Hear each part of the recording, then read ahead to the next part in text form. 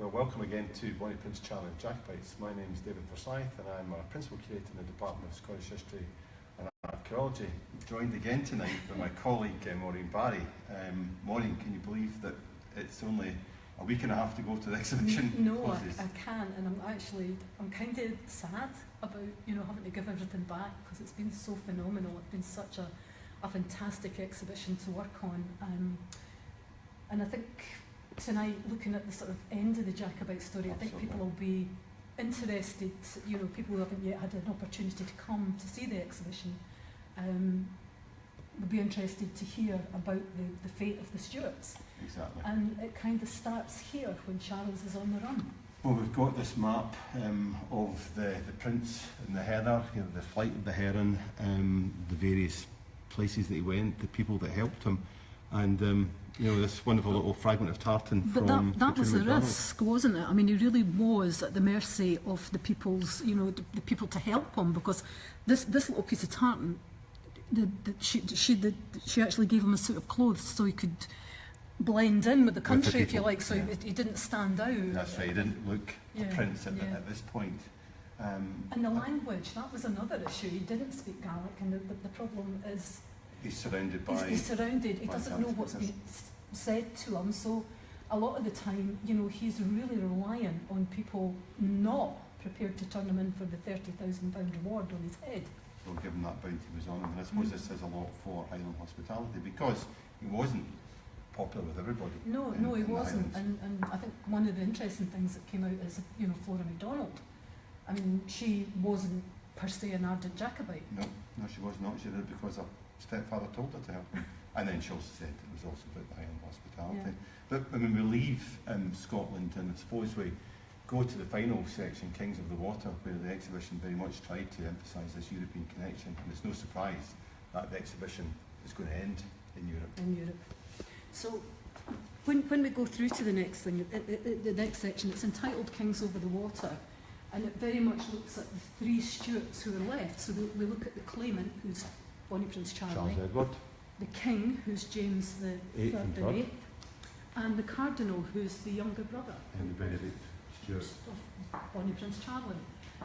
And the interesting thing is that when Charles returns from Scotland to France, Henry's waiting to welcome his brother, but things go rapidly downhill. And I think in this final section, we know about Charles's dissipation, his difficulty with alcohol, these difficult relationships in the But the early life. interesting thing is, Charles functioned. I mean, he functioned quite normally a lot of the time. It was just when this depression, this melancholy, which a lot of people write about, takes over, that Charles, turns to drink and things go so horribly wrong with his character. Well, I think probably today we'd say probably was a functioning alcoholic, and of course you can see that the dissipation. But I mean, I think we've explored here these disappointments in Charles's life, the defeat at Culloden, the so-called clandestine visit to England in 1750 to engender Jacobite support, the fact that France was no longer going to help him. Of course,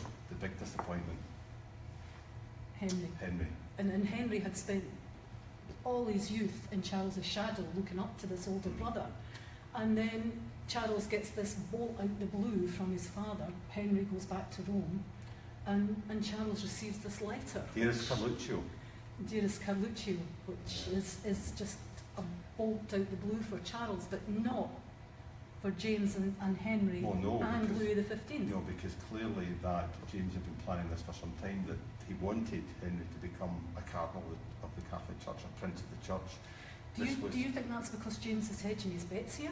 I think there's a bit of that he wanted one of the sons to succeed, and clearly a cardinal of the Church is a very influential. And James was incredibly devout. Very, very devout, so that would be very important to James. But the damage it must have done to Charles, who's raised to believe that his right is to become king. Well, of course, and Charles, when Henry becomes a cardinal, I mean, he can still marry as a prince of the church, but then the following year, 1748, when he takes holy orders, there can be no legitimate male heir.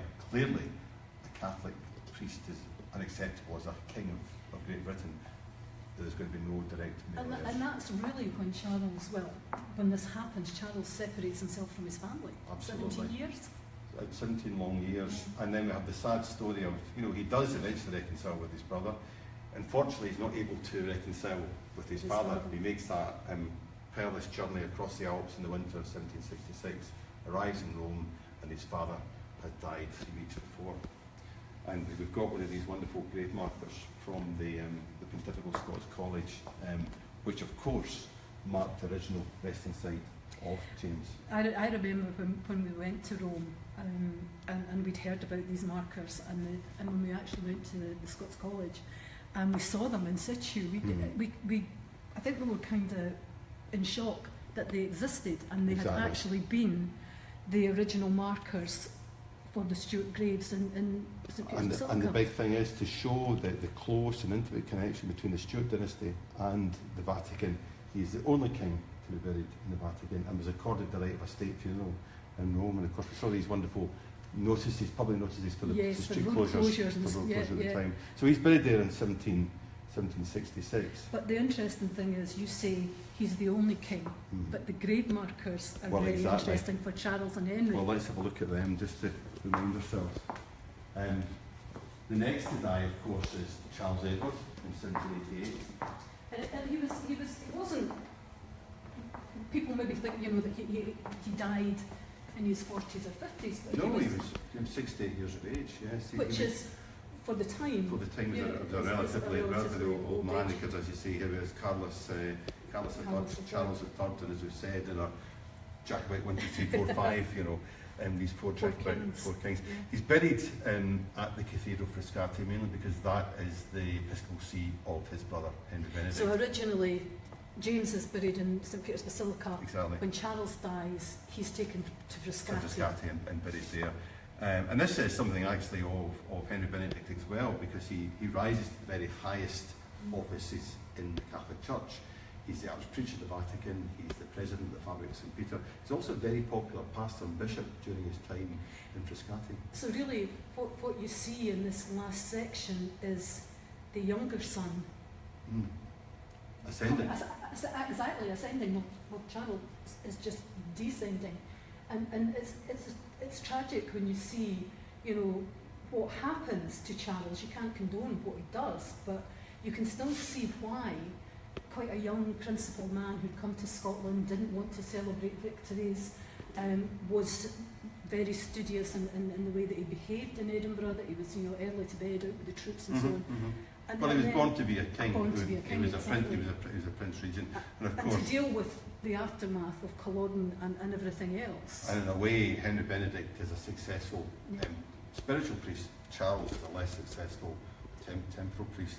Henry Benedict here, of course, dies in 1807, and Charles is then removed and reinterred at the Basilica, at St Peter's Basilica, after Henry's death in 1807. And therefore we have this rather poignant notion of these markers, which were eventually moved in 1939 to the Scots College when a new sarcophagus was built, funded partly by George VI and Elizabeth Lyons, the Queen's late mother.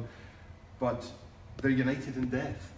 Yes, and I think that's the most interesting thing, because their mother is also, Charles and Henry's mother is also in St Peter's Basilica as well. She's one of two queens buried in it. Exactly, the whole family is actually reunited there. And I think these have been the most interesting things to have in the exhibition from our point of view, that when we went out we just had no idea these existed. Exactly, but they're poignant, and really they help us make this the ending point. 1807, Henry Benedict dies.